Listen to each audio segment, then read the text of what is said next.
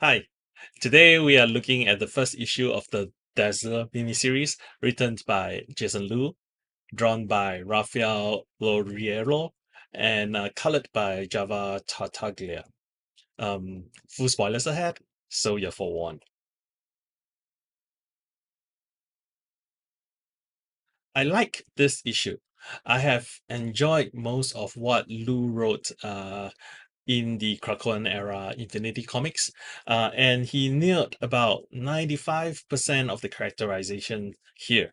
There are also pretty nice through lines for a lot of characters from the Age of Krakoa. Hi, Richard Tyler here. I think it is this through line that makes this issue works for me. Dazzler is about to start her world tour, and at the beginning of the issue, she contemplated about Krakoa. And even though she did not say it out loud, you could see from the art that she misses it. Well, and it is not just Allison with the through line. Every major mutant on tour with her, you could draw a line from their last appearance during the Age of Krakoa to their appearance here, and they make sense. Wind Rider was in charge of PR or slash executive assistants in the pages of X-Core, and she's the stage manager here. Shark Girl was the drummer in the Green Lagoon with Allison, though she was like hand drumming then, and she's a drummer here. Yeah, Domino was part of the team in charge of Krakowa's defenses and Black Ops, which makes it a natural transition to head Dazzler World Tour security.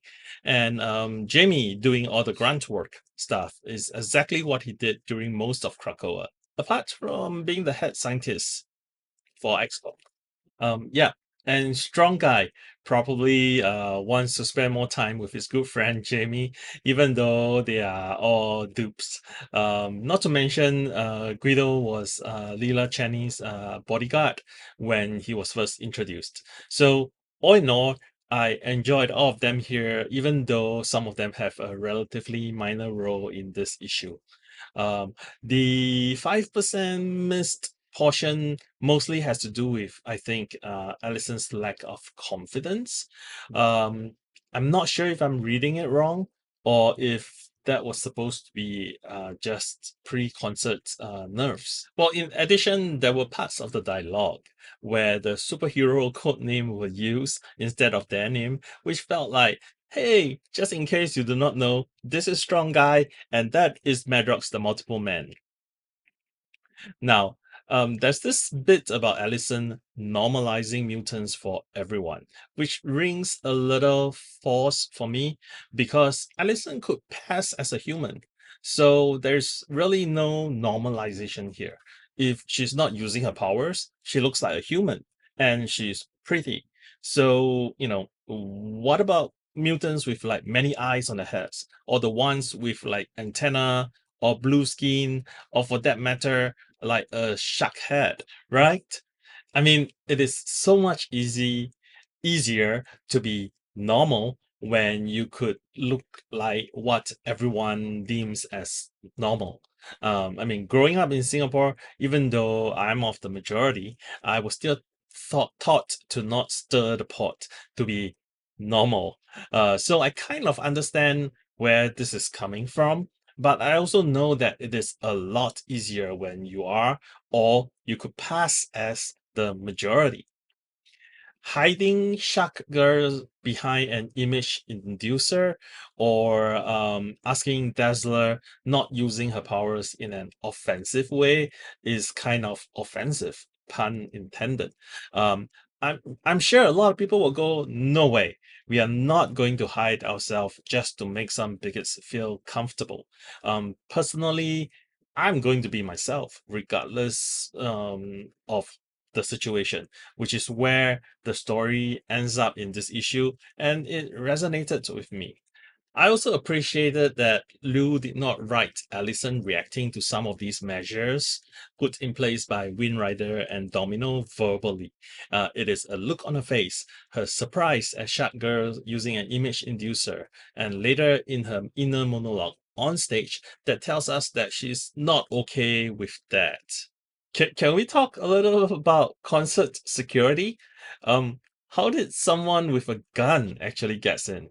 Or a metal, I assume it's metal, scorpion tail. Domino needs to be better as the head of security. Or they need to invest in metal detectors. Or better yet, employ iBoy as part of the security team so he can use his X-ray eye thing. Um, Actually, on second thoughts, maybe a metal detector is less intrusive.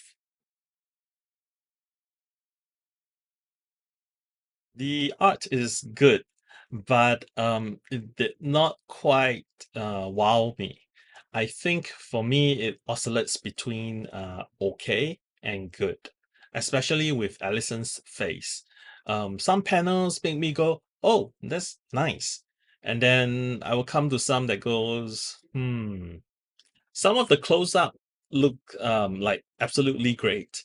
For example, the one where she contemplated about how she got killed after she was elected as the X-Men, one of the X-Men during the last Hellfire Gala. She looked so wistful. Or a few of those where she's performing on stage. But there were a few where Allison's face looked slightly off. I do like all the varied fans' faces and appearances, and Domino as well. I think her current look is pretty cool with her short pixie-ish cut. I also like the use of like different phones in place of panels. Though I'm sure in a decade or so that would feel dated. Like people using corded landline phones in older comics. Allison's wardrobe change is also a little bit of a callback to her third Hellfire Gala look, minus the face mask and full body coverage. I like that, and I just noticed it on the reread. Like all her backup dancers, are they all Jamie?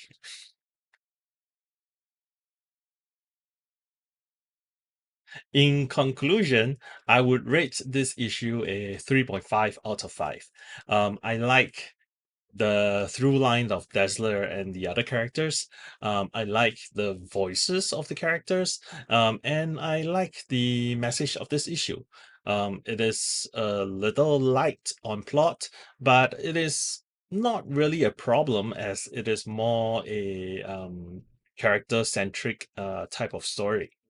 Agree. I have nothing more to add. So if you are a fan of Dazzler, pick this issue up. Even if you are not, if a strong character-driven story appears to you, this is worth a look. If you enjoyed this video, please like and subscribe, share this with your friends, and leave a comment below. Tyler Tyler out. out.